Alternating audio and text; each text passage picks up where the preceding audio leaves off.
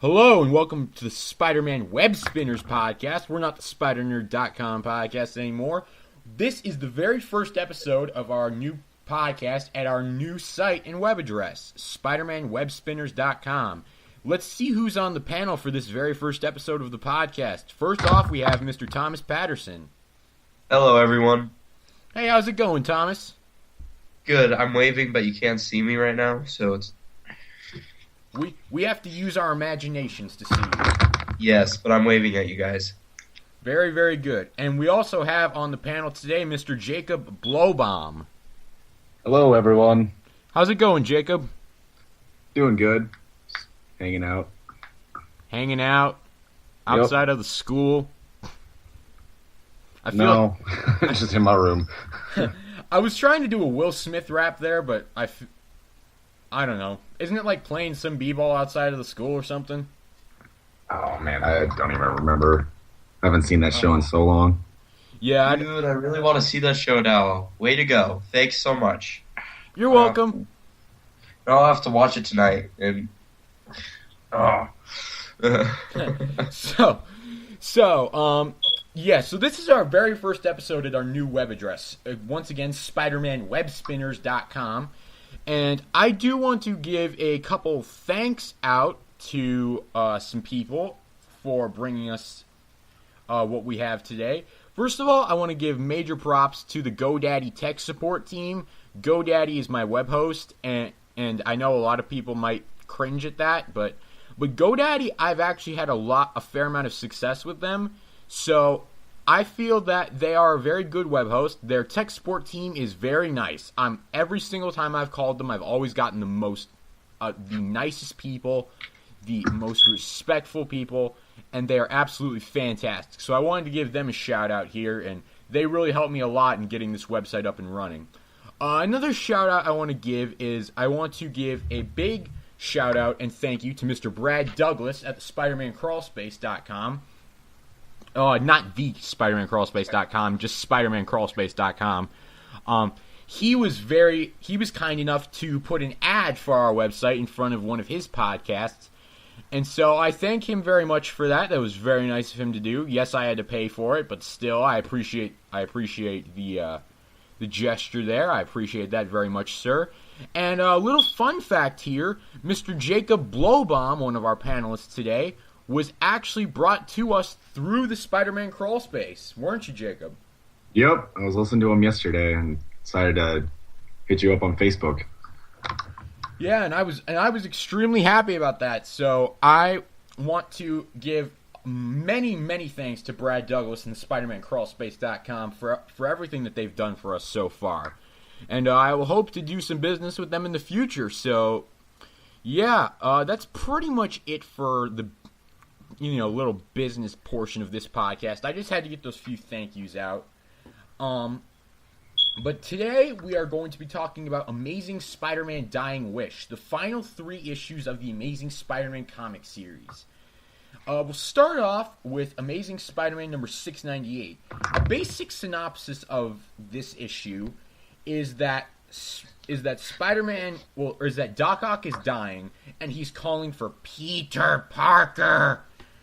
And basically, at the same time, quote-unquote, Peter Parker / Spider-Man is swinging around and basically just having a normal everyday life, while at the same time, Doc Ock is calling for Peter Parker, which I already said that, so I don't know why I just said it again. And so Spider-Man is called by the Avengers, who says that Doc Ock is looking for Peter Parker, and he says, "Take me to him." And when he gets there, he reveals that, yes, he's actually Doc Ock in Spider-Man's body, and that their minds have switched. And the issue ends with Doc Ock supposedly dying, or Peter in Doc Ock's body supposedly dying, and Doc Ock in Spider-Man's body supposedly moving on with his new life. So, first off, I think I'm going to go around the horn. I think I'm going to go around for grades on this issue. We're going to go around for grades first, and then I have a few discussion questions that we're going to have. So, Jacob, what would you give the grade on this issue?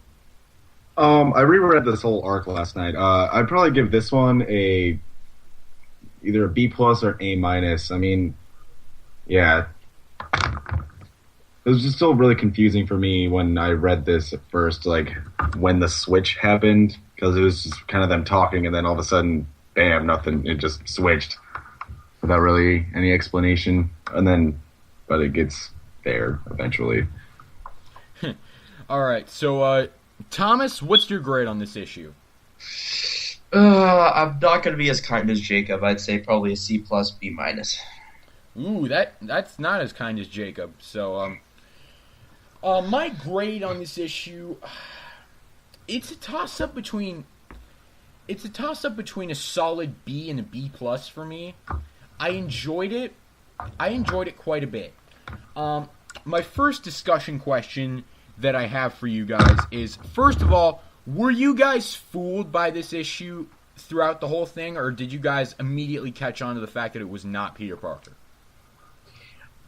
Well, for me, I had to reread through it, and there were little subtle notes there. I was like, oh, that makes sense, and it makes sense why Peter was saying that. And I did notice it was a little bit different, but I didn't really, I was thinking, oh, it's Peter, and Doc Ock's dying, so he wants to see Peter. And then I'm like, oh, it makes sense that there was a switch all the way throughout the issue. So I had to reread it before I fully figured it out. But, yeah, they did a good job making it subtle, but, we figure it out at the end, and it's kind of like, oh, well, I should have seen that one. So, Jacob, what are your thoughts on this issue?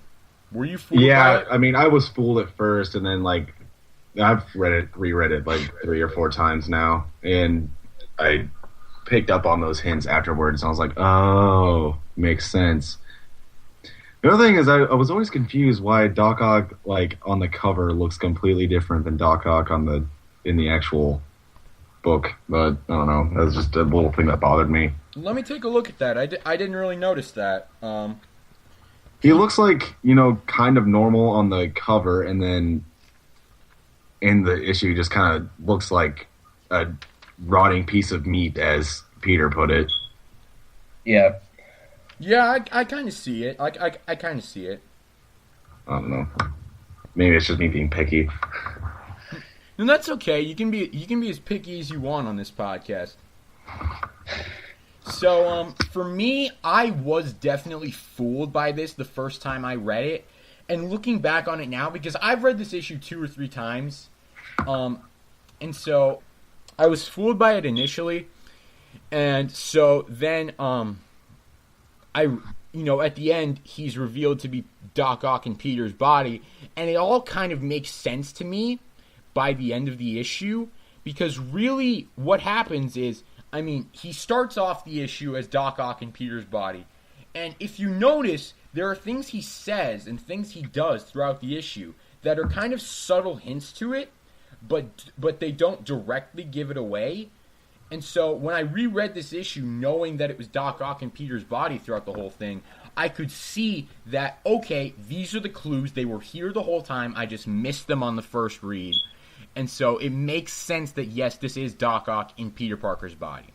So I was kind of fooled by it at the beginning, but ultimately I do get it now, and I understand it quite a bit. So overall, do we think the body swap, were we happy with how it turned out, or should it have turned out differently? I personally, for me, I kind of wish it was done a little bit differently, because we didn't actually see the body swap happen. I would have preferred that, Spider-Man be lured into a trap, and then Doc Ock switches their bodies, but instead he just did it off panel, which is kind of disappointing for me. I kind of wanted to see it be done in real time. So, what do you guys think about that? Well, see, I feel like this issue would have been even more pointless, and I felt like the issue was pointless pretty much all by itself to the extent until the end, because of if we'd seen that and they'd gone through the entire issue having shown that already, it wouldn't have really added anything to the issue. In fact, it would have detracted from the ending, I feel, because the ending is the only part that I didn't feel like that was really felt like it was part of the storyline and should have been there for me. Why did you feel like this was a filler issue, or? I felt like the beginning part of it was really filler, and that you could have just put like the end of it, like you could have actually had a story for the first part of it, and then like a story like the previous story, and then done this just on the next issue at the beginning of the next issue, and it would have worked just as well. Yeah, I agree. I feel like the first like half until it gets to the point where he's like, "My name's Peter Parker, the Amazing Spider-Man. Today is going to be the best day ever." I feel like everything before that's pretty pointless. I mean, I kind of like this issue because I kind of like day in the life issues. I mean, they show the life of Peter Parker, the complexities of it, the convolutedness of it and everything. And I just kind of like those issues because it kind of gives us a break from the nonstop, pulse pounding action that we normally see. And so I kind of like these kinds of issues every once in a while. Yeah, I hear you. I do hear you on that. I just don't feel like, I don't know. I feel like this issue, when it's supposed to be like the beginning of a big story, really didn't feel like the beginning of something huge. And I feel like this is one of the few times where Dan Slott basically teased something, and it felt like it came up a little short of what he said. Yeah, definitely. I mean, I don't know. I mean, we all have our own respective opinions on this issue, so I guess we'll just have to stick with that. But how did you guys feel about how the body swap was done? I don't think we heard from Jacob yet.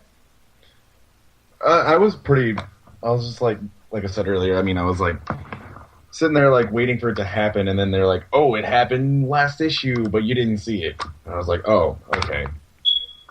It didn't even happen last issue. It kind of happened in between issues 697 and 698. Did it? Okay. Well then. Well, if you read 699, they actually explain it. Yeah, you're right. They actually do explain it in there, and we're going to talk about 699 in a few minutes here. But the final thing I want to touch on with this issue is the art. The art in this issue is gorgeous from beginning to end. I like it better than Ramos's art. No offense to him, but I don't know. He's not really my favorite artist that's handling Spider-Man right now. Actually, when it comes to Ramos, like I do actually sort of enjoy his art in the cartoonish, kind of lanky Spider-Man way that he draws him. I do enjoy it, and I do feel like he was the perfect artist for the next two issues. But I still think that the art on this one was gorgeous. It completely outpaces the cartoonish look, because that's really not for me when it comes to Spider-Man comics. I kind of want to see my favorite artist on the book that was ever on the book would be Mark Bagley, and so Ramos doesn't work for me as well as the art on this issue did. So yeah, I definitely say the art is a big plus on this one. Yeah, who was the artist on this? I loved it. Richard Elson, I think his name is. Yeah. Richard Elson, something like that. Yeah, Richard Elson. It was inked by Klaus Janson, who's going to be working on the upcoming 700.1.2.3.4.5. Oh, sweet. Yeah, so yeah, I really like the art in this issue, and I agree with you, Thomas. Bagley is one of my top 5 favorite Spider-Man artists. Yeah, he's awesome. I love the way he draws Spider-Man particularly. I love the eyes and everything about him. And that's why I really like the Amazing Spider-Man 2 costume. It just kind of emulates that style, and that's my favorite Spider-Man costume ever. So, we feel you. I just turned a little 80s slang there, but so moving on from that issue, does anyone else have any final thoughts on the issue before we move on to 699? I'd say for me, it was I felt like it was relatively like a filler issue up until the point where they tell them that the bodies were switched, and that's basically where the relevance ends for me in this issue. It was a nice issue. It was well drawn. The art was great, but it just felt really filler to me. So I yeah, I don't really have any other thoughts on it. The art was really good. I liked it the best out of the 3 issues, but other than that, this is more of a filler issue for me too. Alright, so moving on to Amazing Spider-Man number 699, we get basically the basic premise of this issue is that Peter and Doc Ock's body, has been revived, so he's still alive, and we basically get a long flashback sequence as to how this whole body swap thing was managed to be pulled off. And then basically Spider-Man initiates one of Doc Ock's escape plans from the prison. So Scorpion, Hydro-Man, and the Trapster come in to break him out. And they take him back to a base, which I forget where it is. And basically they set him up on a mobile life support system. And they say, we have to catch Spider-Man alive. And that's basically the basic premise of this issue. There wasn't much that happened in this issue. A lot of it was basic explanation. So once again, let's go around the panel for grades on this issue. So, Thomas, what'd you give the grade? B+, A-. All right, Jacob? I was going to go just like a B+. I'd give it a C+. I didn't really think it was that amazing. But I thought it was worthy of, I thought it was a worthy issue. First of all, in contrast to how we mentioned the art last on the last issue, let's talk about it first on this issue. I didn't feel the art was as strong in this issue. It was penciled by Humberto Ramos, who I'm not a big fan of, and I personally felt that, I feel like Ramos' style I don't like the way he draws Spider-Man. I feel like it's a bit too... This is a bad word to use, but I feel like it's a bit dirty, the way he draws Spider-Man. Not dirty in a sexual way, but dirty as in, not clean, very unrefined. I feel like that's kind of how he draws Spider-Man and his world, and so I'm not the biggest fan of Ramos. I don't know about you guys, but ultimately I felt that the art in this issue was kind of disappointing. I feel like I have a different set of standards for Ramos, because when it comes to artists, I find that a lot of people, in the issues before, they always try to make it, grounded and make it look like it's real in some sort of way, and Ramos makes it very cartoonish, like I said before. And so I'm thinking, hey, he's making it cartoonish, and so I have a different set of standards with it, and I agree that it kind of looks cartoonish. And while I don't like that kind of style, I definitely don't think that the art was disappointing on the respect if you look at it as a cartoonish art. But it definitely wasn't anything to, be like, oh, Ramos did great on this issue or anything. It's just, it was kind of meh for me, but still, I hold him to a different standard because I think I understand why. It's cartoonish.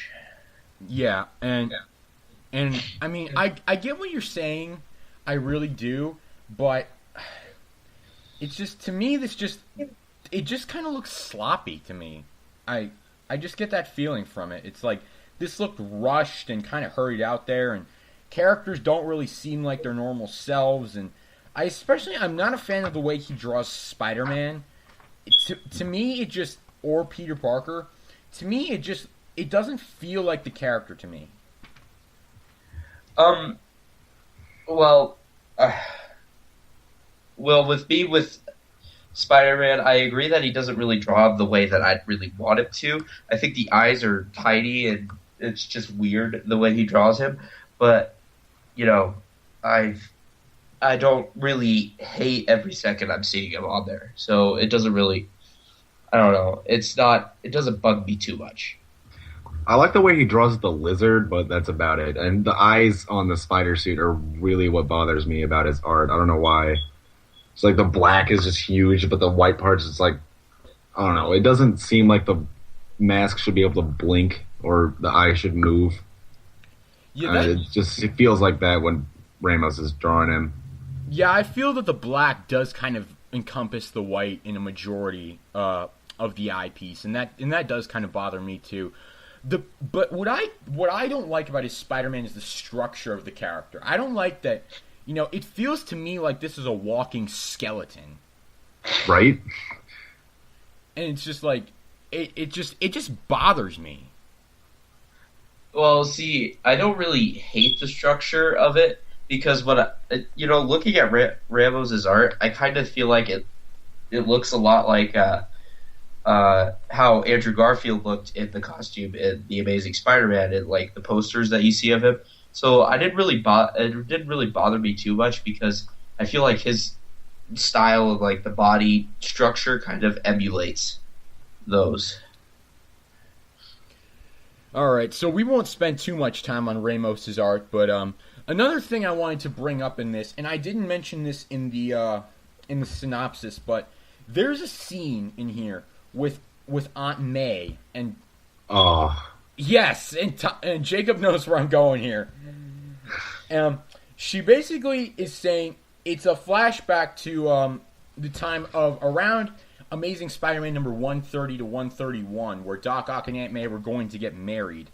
And basically it's just a scene of Aunt May saying, if I could find the exact scene here, "Oh, Otto, stop being such a fuddy-duddy. No one's going to know we did this before the wedding. It'll be our little secret. What do we think Aunt May and Doc Ock were doing there?" Oh, God. I don't really want to think about it. Please don't make me think about it. My thought is pretty much exactly for a reason. Whoa, okay. Thomas, you go first. What was that you just said? I blocked it from my mind for a reason. All right, Jake. That's disgusting. My thoughts are pretty much the same thing that Peter thinks in like the next page. That never happened. Yes. Yeah, I just wanted to bring that up really quickly because I thought that was kind of funny. I wanted to kind of get your guys' reaction to that. But Dan Slott has come out and said that basically said that you guys are like that anyone who thinks that it was a dirty scene, shame on you for thinking it was a dirty scene, but it was totally a dirty scene. Dan Slott, don't deny it. Okay, what else could it be? I mean, it was definitely dirty. I don't know how he could say that it wasn't, and he has to understand that it's a T+ comic pretty much. So teens and older are reading this comic book, and so you have to kind of expect a little bit more of a mature level of thinking in terms of the sexuality stuff. And so I'm surprised that he didn't think that was going to come out if he didn't write it intentionally that way. I'm sure he thought it was going to come out. There's no way he couldn't have known. Yeah. I just think he's doing it just to troll everybody. Probably. He seems to like to do that. Yeah, Slots just like that. Yeah, I asked him for tips on writing once, and his only reply was, kill off your main character. Oh, jeez. Jesus Christ, have mercy. Okay.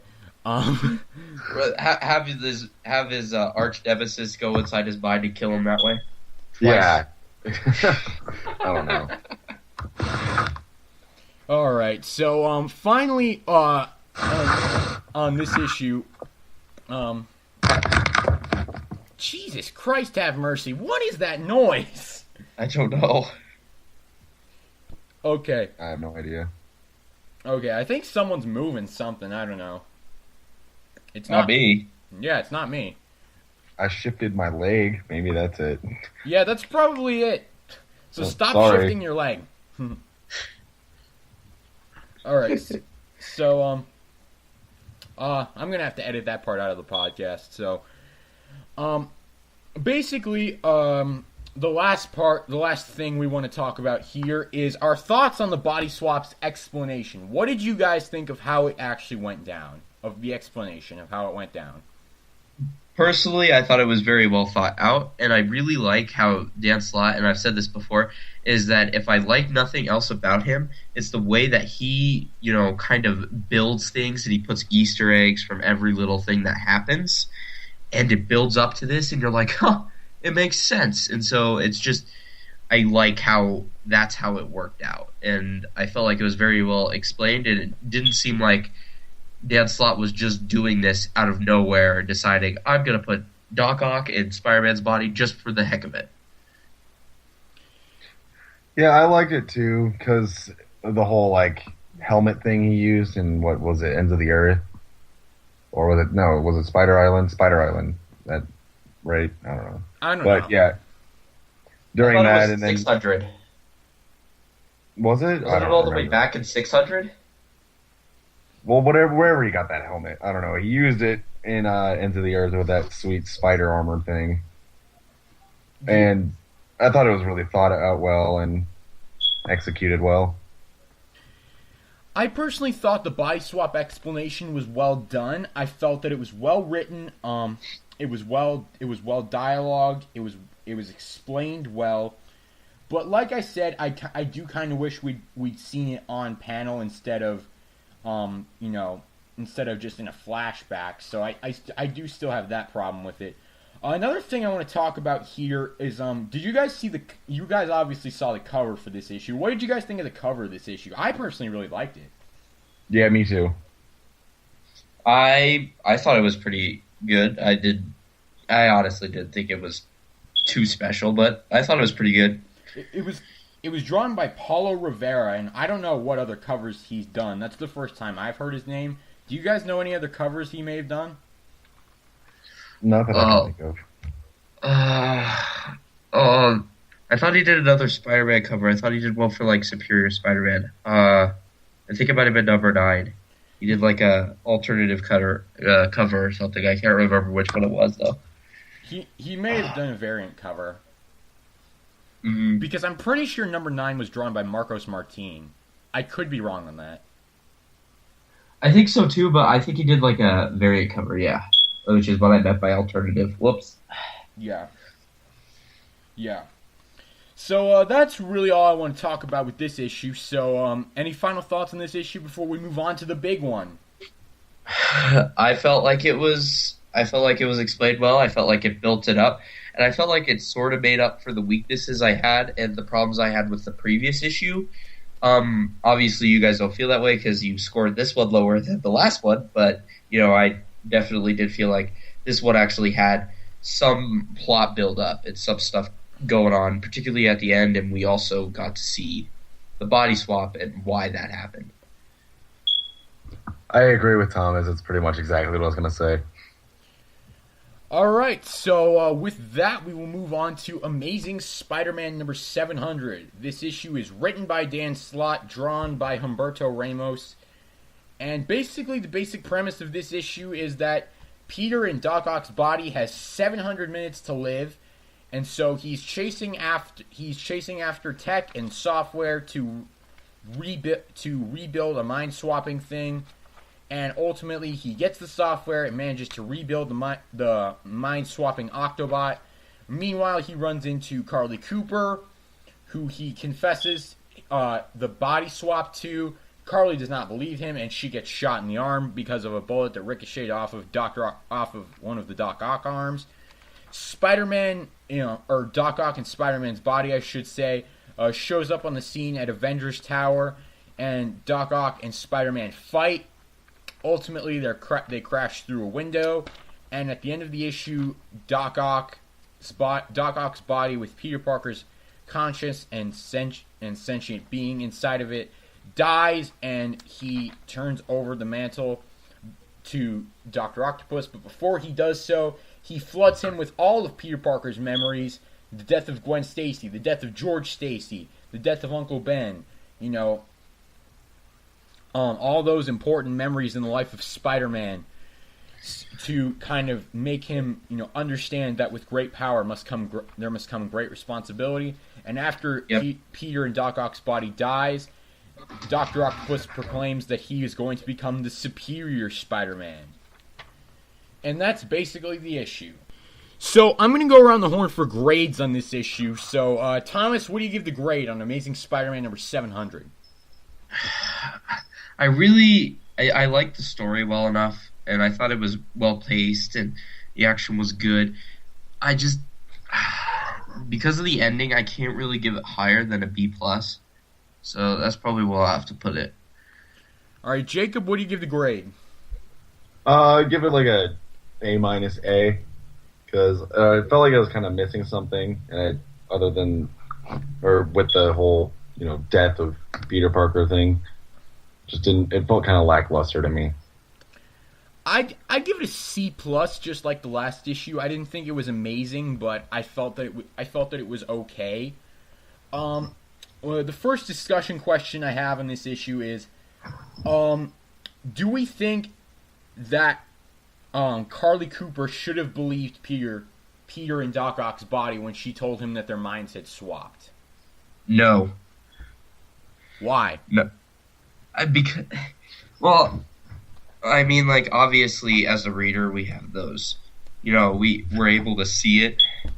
But if someone came up to you and they told you that their bodies had been switched and I'm actually the real Peter or whatever, I would be like, yeah, no, that's not, you're probably not who you say you are. Until I think she actually did believe him a little bit when he said, I'm Peter Parker and I'm Spider-Man, which is the thing that only MJ and Carly really know about him. So I feel like she kind of did believe him there, but at the same time, I don't believe like any normal person would have been like, "Oh, you're definitely who you say you are. Your mind's definitely switched. That makes so much sense. So I'm gonna just let you go."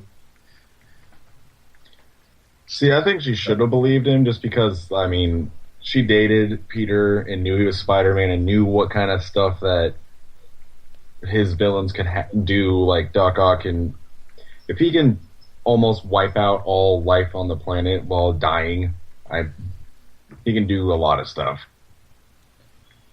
That's a good point, and I definitely agree with both of you there, which is kind of, counterproductive because you both kind of made opposite points. But, I mean, I get what you're both saying, and I understand it. Personally, I don't think she should have believed him. I personally think that her reaction was really kind of realistic in a sense. So I was perfectly happy with that scene in its actuality. Next discussion question: should MJ know the difference between Doc Ock and Spider-Man's body and the real Peter Parker? Oh, yes. Heck yes. Yes. Oh my god, that irritated me so much about the issue, and pretty much every issue in Superior Spider-Man ever since then. Me too. Like, it's one thing Dan Slott doesn't write well as MJ, I think, at least. I feel like he's trying to make her look like an idiot almost. I'm like, yeah, exactly. Nobody knows Peter better than Mary Jane, and yet she's the one acting like an idiot, while Carly's the one, actually doing stuff. And she's all like, "Oh, Peter's acting a little different." Ooh. It's not acting like yeah, but it took so long for her to actually figure out that Peter, wasn't Peter anymore into Superior Spider-Man, which we're obviously getting a little ahead, but the way he was treating her and the way he was making moves on her and everything, it just didn't feel it shouldn't have felt natural to her either. I was sitting there, I'm like, this is definitely not Peter, and it's like extremely obvious this isn't Peter, or Peter's changed. I mean, he's never been surprised like, that woman. It just went along with it. Yeah, he's never been like, woman, listen to me, or whatever he says that Ock says to her. He's like, woman, leave me alone. I'm trying to work, or whatever. Yeah, Peter would never say stuff like that. He'd be like, hold on, Mary Jane, I'm gotta go do Spider-Man things. Not now, woman. Yeah, it just doesn't seem. She's just annoying me because she's not this dumb. And then when apparently this really surprises me, all Peter Parker has to do is yell at her, and then she says, "Oh, but I love you." That would be great advice, That was a go off on MJ. Oh yeah, that makes sense. Yeah. Mm-hmm. That was a scene which I think was something that was a well-written scene in the book for me, not because of MJ's reaction, but because of what Doc Ock said. And I want to read the actual dialogue from the book. Doc Ock says, "That's all you are now, the plucky best friend with the one motivational speech. What's the point? Why are you still hanging around?" I feel like that's how we were all feeling about Mary Jane up to this point of this issue. Yeah, I do agree, because that's all she's been reduced to basically since OMD. So I do agree, but I also believe that she should have seen something wrong there, and it just didn't feel very natural to me that she didn't go like, "What's wrong with you?" Yeah. Obviously MJ should be seeing this, because MJ as a person knows Peter Parker and Spider-Man better than anyone. So MJ should have noticed the difference right away, and that is one of my big cons of this book, is that MJ didn't notice that anything was different. I mean, she noticed, but she doesn't do anything about it. She just figures that it's Peter under stress, and she doesn't realize that, Peter is acting genuinely different. He would never speak to Mary Jane the way he does in this issue. He would never. Even under stress. Like, seriously, even under stress. We've seen him stressed out before, and he has never done anything remotely like that to her. Yeah, exactly. And I mean, the fact that he addresses Mary Jane as woman, he calls her the plucky best friend. While I like that dialogue, the fact that she doesn't notice anything just got to me. It really got on my nerves. Me too. Yeah. And mine too. It's even worse in Superior Spider-Man, which we will cover probably at some point. Yeah. Yeah, it just irritated me a lot. That was one big con for me for this issue. What did you guys think of Doc Ock and Spider-Man's body punching the Scorpion's jaw off? That actually, stuff like that just makes me think like anybody that knows even just Spider-Man should be like, that's not right. He wouldn't do that. That's way too violent. I agree, and yet I also agree that this would be something Peter would do if he was still learning how to use his spider powers, and it was actually just fighting someone. Because we actually think about what superheroes can do. They can lift off cars, they can throw them at people, they can do all this, that, and the other thing. Peter himself can lift 10 tons, and yet he's never severely hurt someone. But badly enough to put them in a hospital or even knock their jaw off at one point.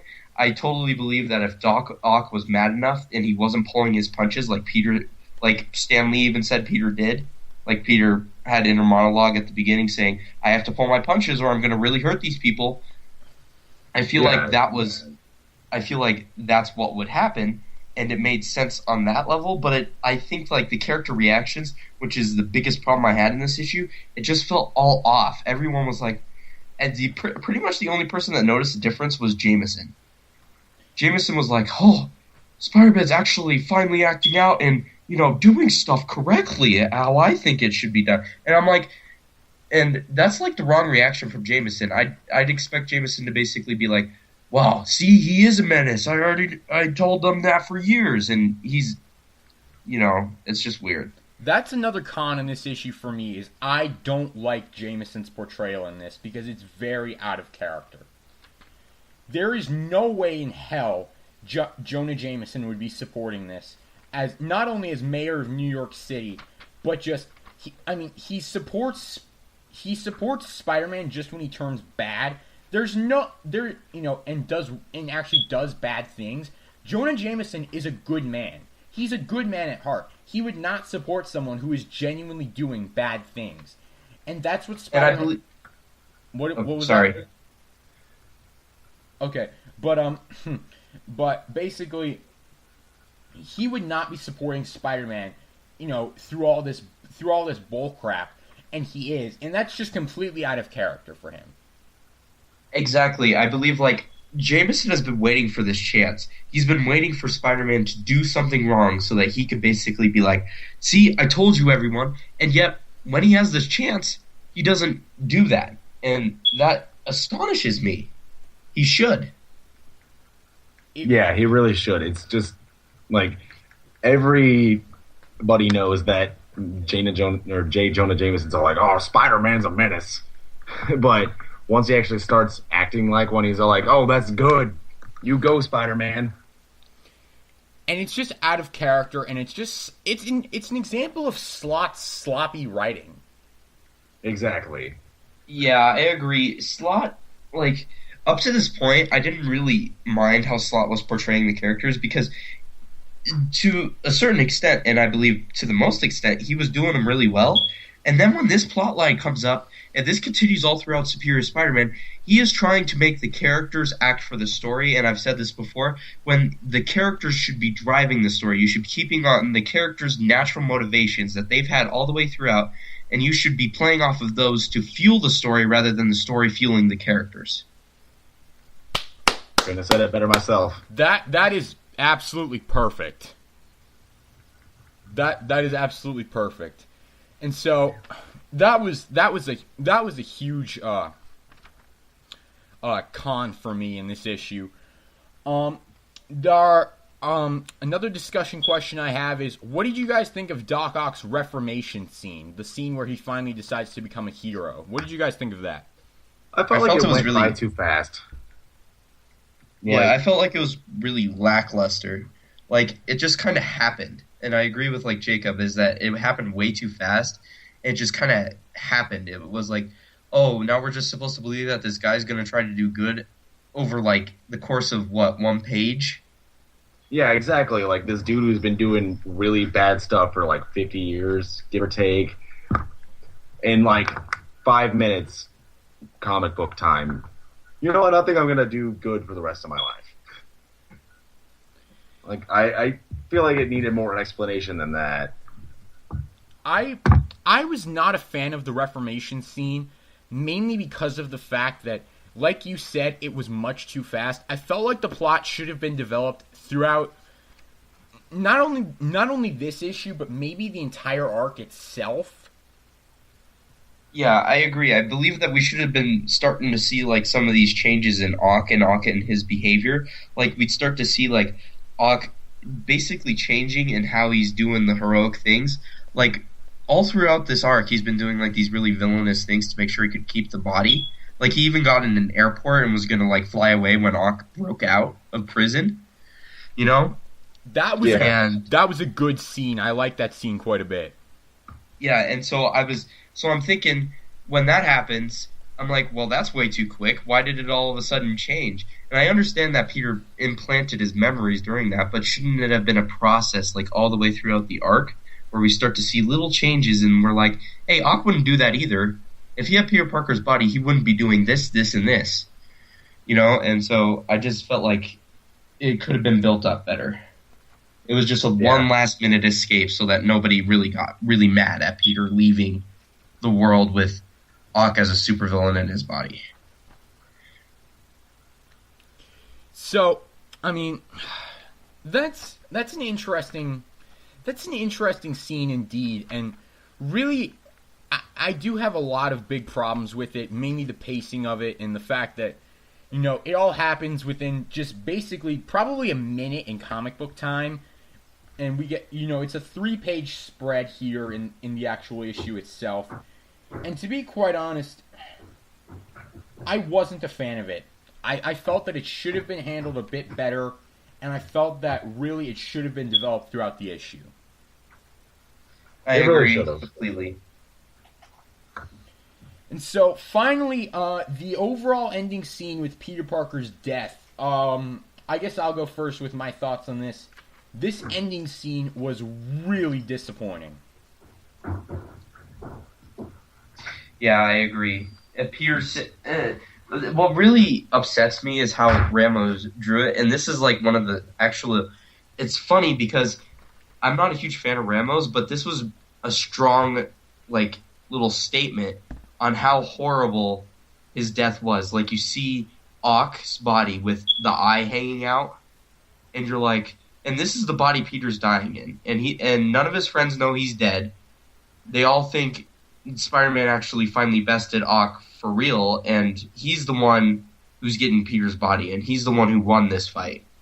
and it just drives me crazy that that's how it ended. Like, Ultimate Peter got a true death, like a hero's death. He went through everything, and he died a hero after saving his family one last time.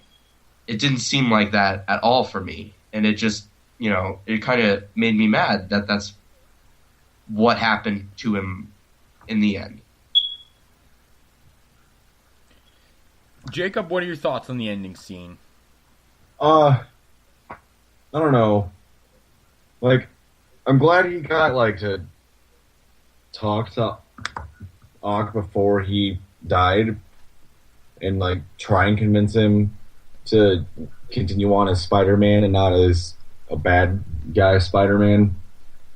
But I just feel like he needed to, like, say more, to, like, get one more chance to redeem himself for just, like, about to die and not being able to do anything about it. I mean, it was a good scene, I thought, but I don't know. I just felt like I was missing something. Maybe it was just me being mad that Peter Parker was dead. The big con I had with this scene, and this isn't so much with the scene, more of the fact that Peter Parker died without anyone knowing. I agree with you, Thomas, is that Peter Parker has been through so much. I mean, he's been through 50 years of all this crap as a superhero, as Spider-Man, and he dies in the body of arguably his arch nemesis, in a desiccated body. No one knows. No one, he doesn't get the hero's death he deserves. He doesn't get any of that. He just dies. And really, I mean, I've heard some people argue that this is sort of a statement that, the good guy doesn't always win. But even then, I feel like this should not be happening. It's like, as much as you want to make Spider-Man a relatable character, you cannot give him this sort of death. You just can't do it. I agree. Like with Ultimate Peter, a lot of people made the same, argument. They're basically like, well, this is a statement that the good guy doesn't always win. But I mean, in this case, the good guy didn't win, but he didn't even get, like, the perks of losing. Yeah, like, I love the way Bendis wrote the death in Ultimate, because he, like, died a hero.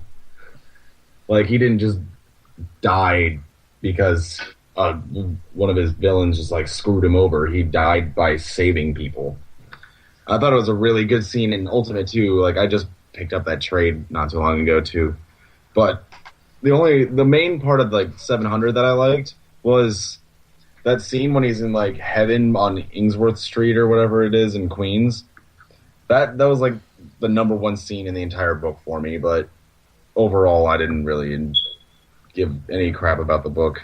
I did like that scene quite a bit, because it was nice motivation for Peter, I felt. Yeah. And, like, it was nice seeing all, like, the characters that have died throughout the years again. Yeah, I agree. I did like that scene, and I felt like being able to see those characters again, and being able to see Peter basically, he's been living with the guilt of all the characters that he saw. He's been living with that guilt, like, pretty much all the run that we've seen him. Obviously, Gwen Stacy and Captain Stacy not as long, but still 600 issues pretty much for them. And it just feels, it feels good to, like, kind of see them basically say, Doc Ock's a bad person and you need to stop him. And it just makes me mad that Peter wasn't able to do that. He didn't really live up to what Uncle Ben said and told him to do. And he didn't stop Ock in the end. I don't know. I mean, it's just this issue had a lot of pros and a lot of cons for me. And I feel like as the end, I mean, obviously this isn't going to be the end of The Amazing Spider-Man, because oh no. I mean, obviously they're going to bring the title back, and we're going to get issue 701, probably around The Amazing Spider-Man 2. And so, but yeah, I feel like Slott's starting to run out of stories that he can put this Doc Ock Spider-Man through. He's just pulling stuff out of the hat, like bringing Venom back through it. I don't know. I feel like that one's just going to be lackluster. That's gonna be our Christmas present. That little Venom story. Yeah. Great Christmas present. But the point is that with Superior Spider-Man, I feel like by the time he reaches the Green Goblin arc, which he seems to be drawing out forever and ever and ever, It's so and annoying. ever, it just feels like by the time we reach that, that'll probably be the beginning of the end for him. I hope so. I mean, we did get that little teaser image that said "The End" with Dan Slott and Giuseppe Camuncoli on it. I'm really waiting just for that to happen. And So, he is one of the artists on Superior Spider-Man, so Oh yeah, hopefully he is. It does mean the end. I don't know, 6 days and we figure out what it is. Really? Is it only 6 days from now? Yeah, it's on October 11th. All right, so that's pretty good. Really, I think that's all we really have to say about this issue of Superior. Oh my gosh, did I almost call it Superior Spider-Man? Yes. This issue of Amazing Spider-Man. So, final thoughts on this issue before we wrap this one up. Just to say, the ending is the worst one ever, and it is the cheesiest thing ever. The fact that he says, "I'm going to be a superior Spider-Man," that drove me crazy too. It drives me crazy that he has to say that in every single issue of Superior Spider-Man 2. You don't know what book you're reading until he actually says it. Yeah, I totally. But yeah, I feel like the issue could have been better. Like, the idea is good, but I feel like Dan Slott's execution sometimes falls short. Yeah. Felt a little lackluster a few times, yeah. Yeah. Alright, so that's going to basically do it for our discussion of Dying Wish. So, yeah. Alright, tackling news now. We have a few news stories to talk about today. The first of which is that the Amazing Spider-Man 3 writers have been announced, and that they are going to be none other than Roberto Orci, Alex Kurtzman, and Jeff Pinkner, otherwise known as the writers for the Amazing Spider-Man 2. So, Thomas, we're going to start with you. What are your thoughts on this news?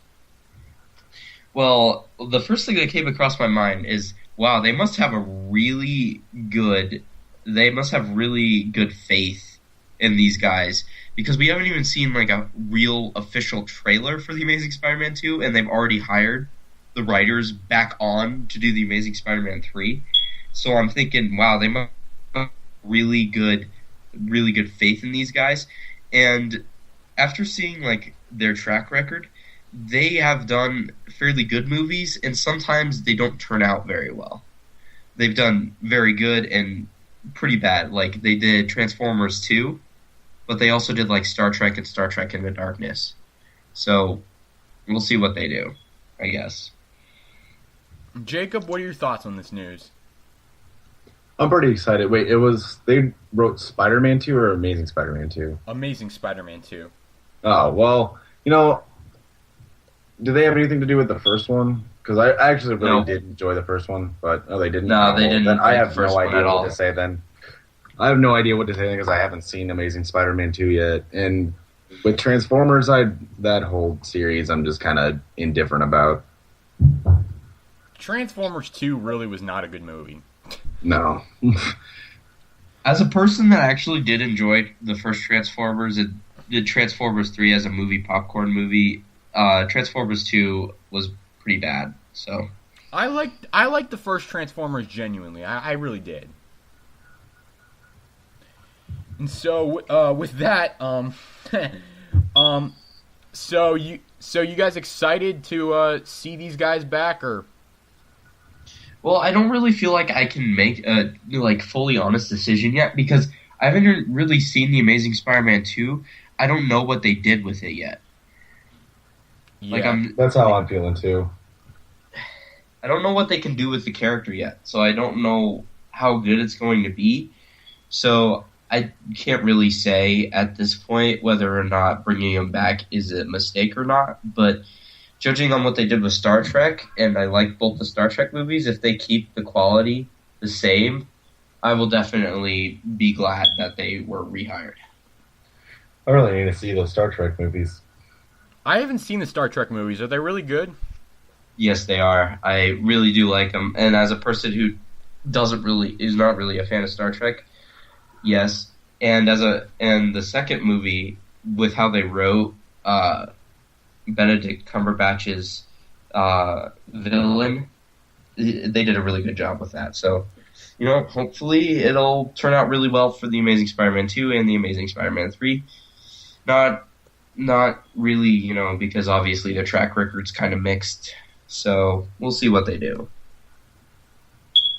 All right, so with that, we will move on to our next topic here, and that is that the Rhino is going to be returning for the Amazing Spider-Man 3, as confirmed by Paul Giamatti in a video interview.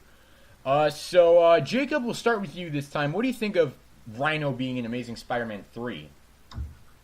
See, my speculation is that we're not going to really see him much in the Amazing Spider-Man 2 from what I've heard. And that he's not going to be in the suit, but then when he comes back for Amazing Spider-Man 3, I feel like he'll be in the suit then. I could be completely wrong, but I think we're only going to get like glimpses of him in the suit in the second one, and then like entirely him in the suit with the third one.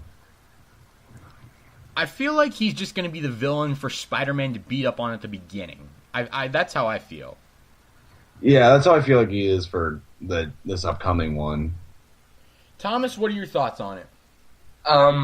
See, I actually saw set pictures, and he was in this metallic CGI suit, so I definitely think we'll see him in a Rhino suit, but I also heard, I don't remember where I heard this, I think it was in some kind of interview, where he actually appears at the end of the movie in the suit, and at the beginning of the movie, he's just like a villain to beat up on. So something tells me that Rhino's obviously just locked up, and then he becomes he'll be kind of like he'll just basically be a villain that he beats up on at the beginning of the movie. He'd be like, "Oh, you again? I'll just put you away," and then just like it's just like comedy fodder, So yeah, that's probably what it'll be for both the movies, and that's what I'll feel like watching those scenes. All right, so my thoughts on the Rhino being in Amazing Spider-Man 3 is I just hope they do a good job with him. Really, that's all I have to say. So moving on to our next news topic now, we got a little interview with Willem Dafoe, the actor who portrayed Norman Osborn in Spider-Man 1 back in 2002, and he basically said that he thinks that the Amazing Spider-Man is a cynical approach to making money. So, what do you guys think of Willem Dafoe's reaction to the Amazing Spider-Man? The first thing I have to say is, does he even know what the word cynical means? Probably not. The word cynical means that you are believing the worst in human emotions or human actions. So it seems like he's the one being cynical and not the movie itself. Or maybe he's just basically saying that the movie's being cynical by saying that if they put action sequences here and put Spider-Man in the front of it, then everybody will go see it. In which case, I guess that makes sense. But let's face it, the primary job of a movie is to make money. And to say that it's anything different is completely stupid, because you do not make movies to be... Obviously, you make some movies so that people come and see them because they have good actors in them and they got good story and they get good reviews. So you always want to make a good movie. You never want to make a bad movie, but you never want to walk away without a profit. And so to say that, it's just to make money, well, every movie is just to make money. That's all they are. It's a business. You need to make money off of movies. So to say that it's just to make money is completely, it's true, but that means nothing. You could say that about every single movie. I definitely agree with you there, and I personally think that Dafoe is wrong. I mean, I have a lot of respect for Willem Dafoe. I mean, he portrayed the Green Goblin very well in Spider-Man 1. I think he's a great actor. He really pulled the part off well. But I really think he's kind of overstepping the line here by saying that Amazing Spider-Man is just, a shot for, it's not shot for shot, but it's the same story. It's a cynical approach to making money. I feel like he's not choosing his words very wisely, and really, I don't feel like really he's doing anyone justice with this. Yeah, like why does he even have room to talk? I mean, just because they remade the movie, a movie that he was in, not even remade it, just rebooted the series that he was in. Why does he seem like all upset about it? Like he made his money from or the first Spider-Man movie. See, there's been 3 actors so far. I think I don't remember hearing from Kirsten Dunst yet, but there have been 3 actors that have sounded off that have made their opinions known. James Franco, I think he's the fairest of the 3 in terms of hating, not really liking it. He's basically saying, "Well, I wish they would have taken like a more original tone than what they did," which I kind of disagree with, obviously, because I really like The Amazing Spider-Man, because it's basically like, well, how do you venture off of a kid being bit by a spider? You can't really do that different because that's Spider-Man, but I feel like he was a little bit more fair than Willem Dafoe, who basically is like the extreme side. And then there's Tobey Maguire, who said, well, it's over, and I had my time, and it was fun, but Andrew Garfield looks like a great Spider-Man, and it was a very enjoyable movie. And so, and I felt like he did a really good job. And then Sam Raimi even said that he liked the movie and that they did a really good job with it. So I forgot Sam Raimi before, but I remember him now. And he said that Webb did a very good job, and it was actually different from his. He said that it was different and that it was very good. So, I mean, there have been a lot of there are obviously a lot of comparisons between Spider-Man 1 and The Amazing Spider-Man. Oh, yeah. And really, I really don't think that there really should be. I mean, I know there are going to be, but to me, you really shouldn't compare them because they're coming from 2 different directions, and they're trying to be 2 different things. And so, really, I mean, I understand the comparisons, but I don't really think they should be there. If that makes sense. I agree. I remember going on Rotten Tomatoes, and the reason that a lot of these critics didn't like it is, I remember one of the Rotten reviews was, it would be a good summer blockbuster if it even remotely needed to exist. I'm like, well, can't you judge a movie based on its own merits instead of like comparing it to what came before it?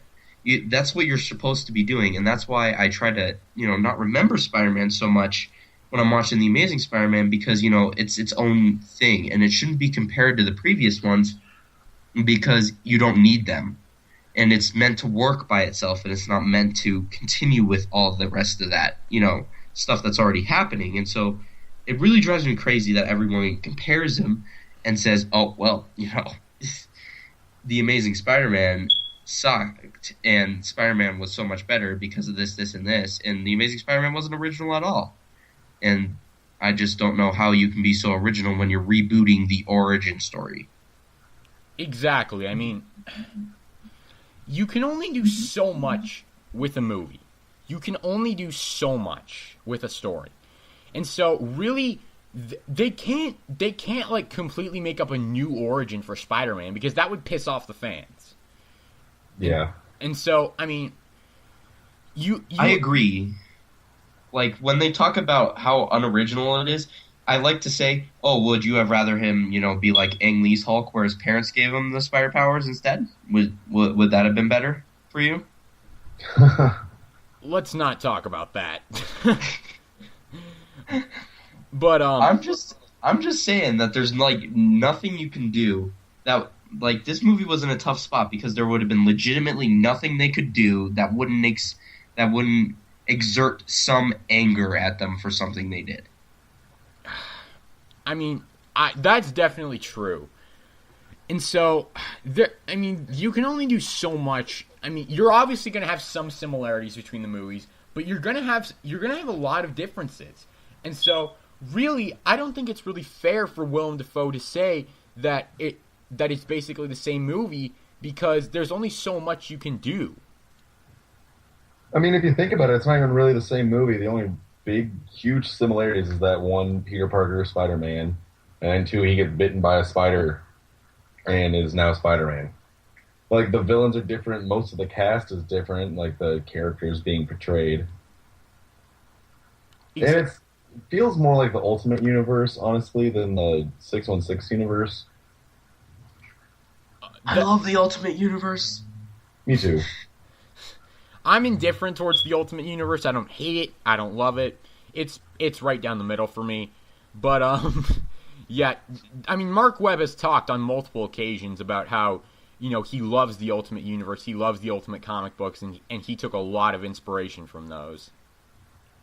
Well, I feel like if he was going to make it more grounded and, you know, how he tried to make it more in this century, then he'd basically have to draw from those books more than the Stan Lee Ditko era books, because the comic books that take place in this era in 616, you have a 25-year-old Spider-Man, or like a 29-year-old, whichever one you think of him as, but he's much older than like when he got bit by the spider. So, you know, you have to kind of think of it that way.